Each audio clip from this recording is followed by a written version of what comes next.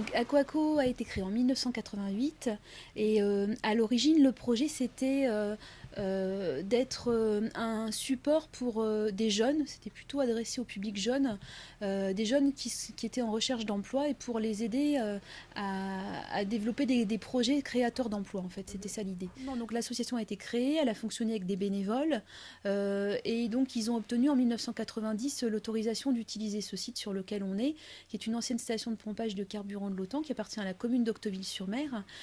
Et en fait, l'idée, c'était de transformer ce site en un site d'élevage aquacole, donc d'élever du poisson marin dans ces locaux qui étaient en bordure de mer, situés idéalement quand on veut pomper de l'eau de mer pour alimenter des bassins. Donc voilà, de là est partie l'histoire. Les bénévoles ont commencé à travailler sur le site. Ils ont commencé à démonter tout ce qu'il y avait sur ce site, puisqu'il y avait des ferrailles, enfin voilà, il restait énormément de choses. Un jour, un jeune homme est arrivé et leur a dit qu'il était bénéficiaire du RMI, qu'il cherchait du travail et les a informés qu'en fait, en tant qu'association loi 1901, ils avaient le droit d'embaucher des personnes bénéficiaires de minima sociaux et de les accompagner dans une démarche de recherche d'emploi ou d'insertion professionnelle. En fait, de là est né le chantier d'insertion.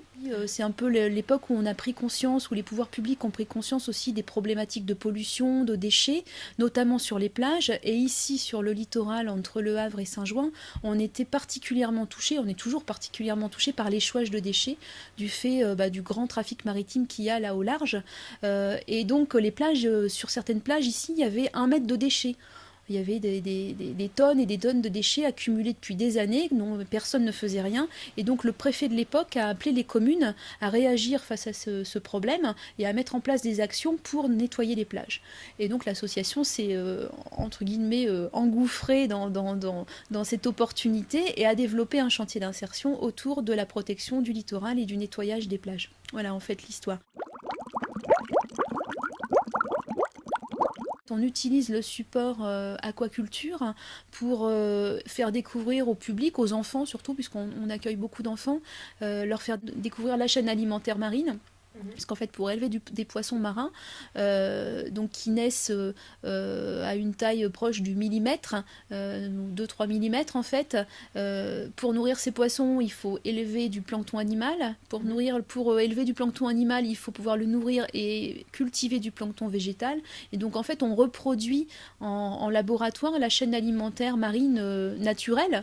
Donc voilà, en fait, ce projet, cette action, elle sert surtout d'activité pédagogique, de support pédagogique pour accueillir les enfants et leur expliquer la vie marine en général.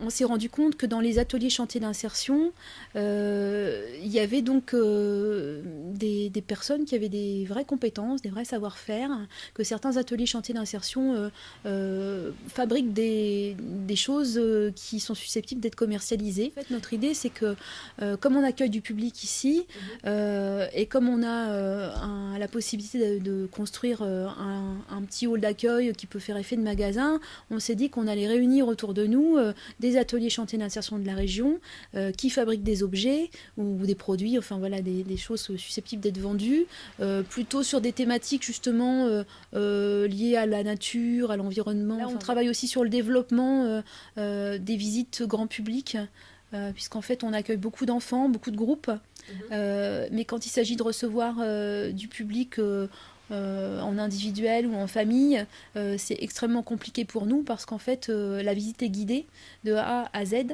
et que ce soit pour une personne ou pour 10 personnes, il faut mobiliser un animateur pendant 1 heure, 1 heure et demie. Donc là on a travaillé sur une visite auto-guidée avec un système d'écran et de petits films qui va permettre aux gens de visiter tout seuls et donc qui va aussi nous libérer du temps nous pour faire autre chose. On travaille aussi sur des synergies entre ateliers chantiers d'insertion ou structures d'insertion par l'activité économique, notamment sur le territoire du Havre. Par exemple, on a créé une association tous ensemble pour travailler sur la relation entreprise, parce qu'en fait, on s'est rendu compte que le monde de l'insertion était un monde en soi, mais alors qu'on nous fixe des objectifs de retour à l'emploi pour nos salariés en insertion, on n'a pas forcément le temps pour aller démarcher des entreprises. Et en fait, on s'est réunis tous autour de ce projet pour justement pouvoir embaucher une personne qui se charge de la relation entreprise, non pas pour une association, mais pour 8 en même temps. Donc, et là, on espère que d'autres vont arriver là dans la nouvelle association qui s'appelle Énergie Éco, qu'on a créée l'année dernière. Donc voilà, il y a aussi ce travail sur le volet social, donc sur le volet développement économique à travers le magasin. Voilà, on essaye de tout gérer en même temps.